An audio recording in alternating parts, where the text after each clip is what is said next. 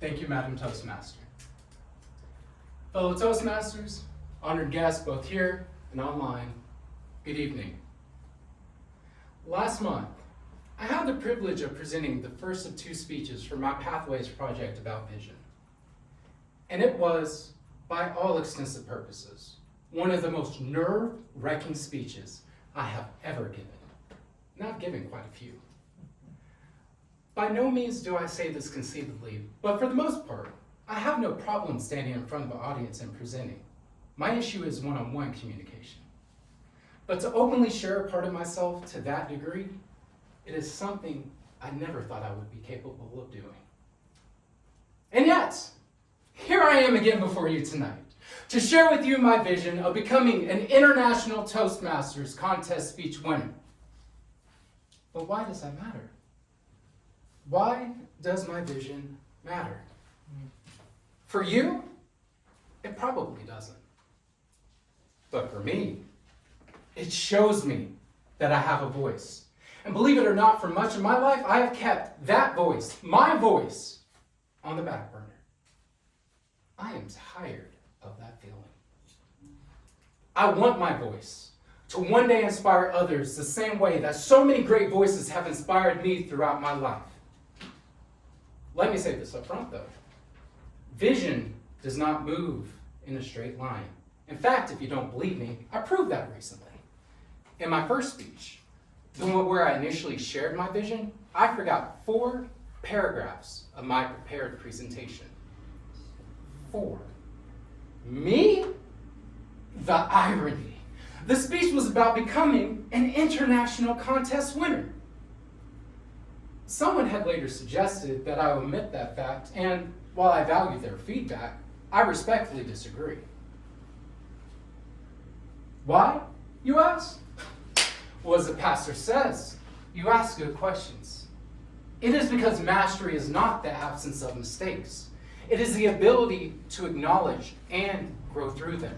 That experience, it sharpened my way of thinking. It reminded me that no matter how skilled we become in our craft, there is always room to grow. Let me say this again a different way. Vision is not linear. There will be turns, pauses, reroutes, and my personal favorite, unexpected opportunities along the way. The goal is not to ignore them, but to ensure they serve the destination. So how did this vision, my vision, begin? I developed it because I saw an opportunity. In my opinion, everything in our lives receives none of our attention, or all of it. And when I saw the paths that Toastmasters could open up for me and you, the growth, the platform, the reach, the leadership through servitude, and the networking, I don't know about you, fellow Toastmasters, but it captured all of my attention. And Sherry, if I am being honest, you already know I hate paying for something and not getting the most out of it. So here I am. But I think it is safe to say, and we can all agree, that vision alone doesn't carry you forward. No, Matumbo said. A plan does. The objective is simple: to evolve into a communicator whose presentations consistently connect, inspire, and help to transform the lives of others for the better. To achieve this plan, I've built it on 3 fundamental goals. First, Jane knows about this well: competitive mastery. I will continue to enter contests, not just to compete, but to observe, analyze, and refine my craft at every level. Second, and this one applies to all of us, continuous development.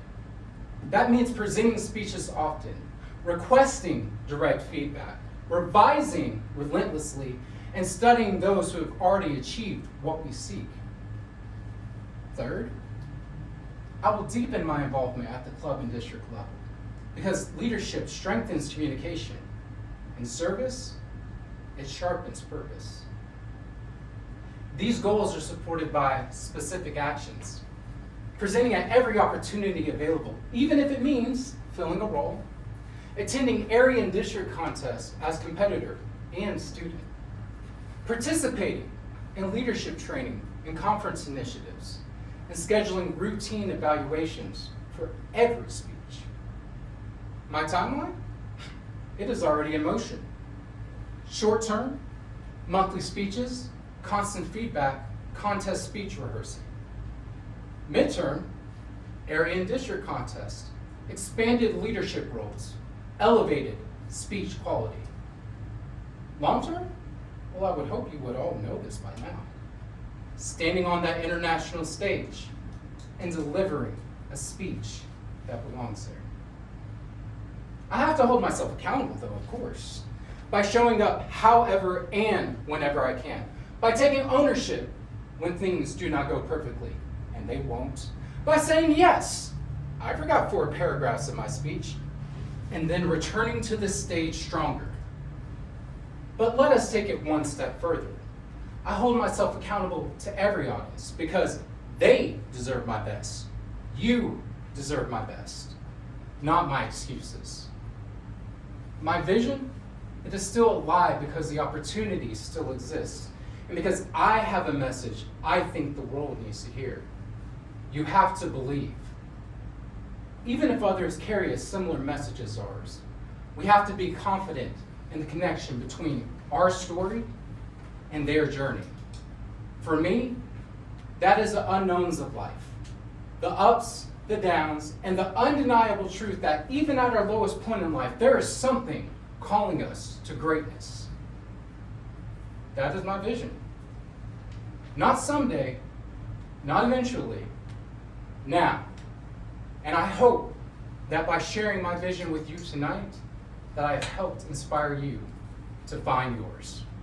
Thank you, Madam Toastmaster.